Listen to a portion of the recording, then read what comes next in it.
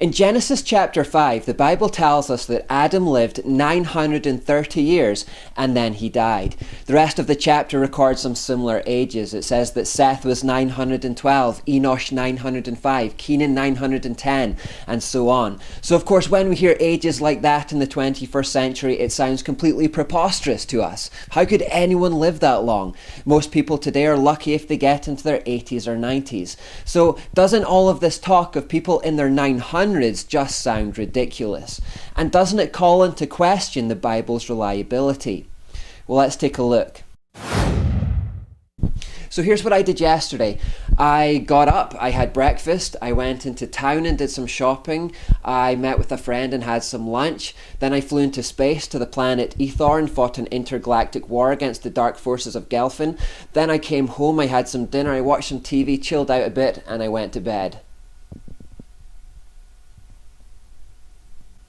Now, at what point did you stop believing my story? Probably when I said that I flew into space, right? Because that's preposterous. Of course I didn't do that. It was the planet Vulcan. Not really. The point is that when you're telling lies, you don't throw in preposterous details because it instantly alerts people to the fact that you're lying. That's when people prick up their ears and go, wait, what did you just say? Flying? Space? Well, that's not true.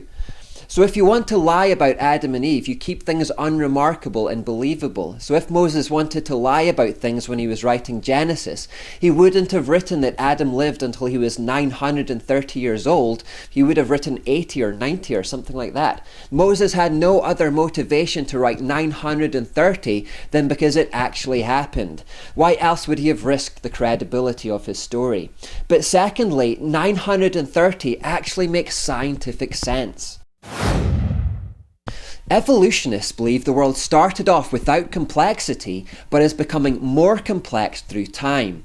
Christians believe the world started off perfect, but is now deteriorating through time because of sin. So the two worldviews are completely opposed. One says we are evolving, and the other says we are devolving. Known laws of science actually support the Christian worldview on this. The second law of thermodynamics, otherwise known as the law of entropy, tells us that the universe is moving from order to chaos.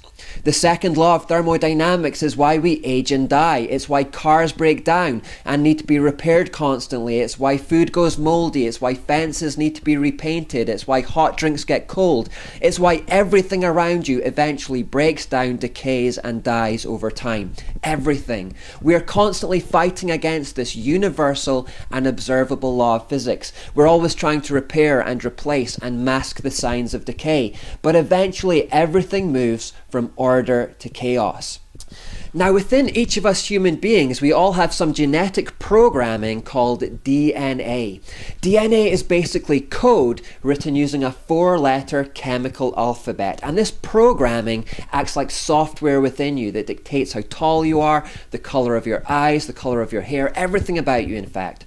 Biologists have discovered that this DNA code within us is gradually becoming filled with errors. It's moving from order to chaos. It too is subject to the law of entropy, and these errors are known as biological mutations.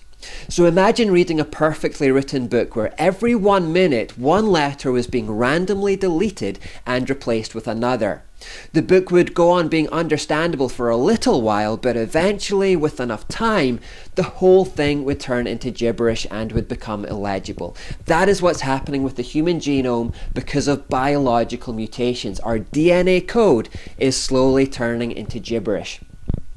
Many mutations are inherited from parents, but we are actually randomly generating new mutations too. And therefore the human genome is gradually becoming less perfect as the generations go by, which means that new diseases and frailties are starting to reveal themselves in us. Asthma and allergies and cancers and all of this kind of stuff is having an increasing impact on us. There are some fail-safes built into the system that are slowing the process down. For example, the good genes of one parent will override the bad genes in another parent, and our medical knowledge is helping too, but basically we are slowly losing genetic information through mutations. Now, with this knowledge, Let us start reversing back through time, back to the very beginning in fact. We would see humans becoming more genetically perfect as we rewind. And indeed the Bible says that when God made Adam, he was perfect. No genetic mutations in his DNA, no sin, no entropy in the world, so no disease, no danger. We are talking about the most perfect human specimen that has ever existed, living in a perfect world. He would have been taller, stronger, faster, smarter than we can even really comprehend today. He would appear to us to almost be superhuman, in fact. He would have abilities way beyond ours, abilities that have been lost to us in the 21st century because of biological mutations through the generations. When we understand all that, Adam living until he's 930 years old becomes not just increasingly likely, but actually very probable.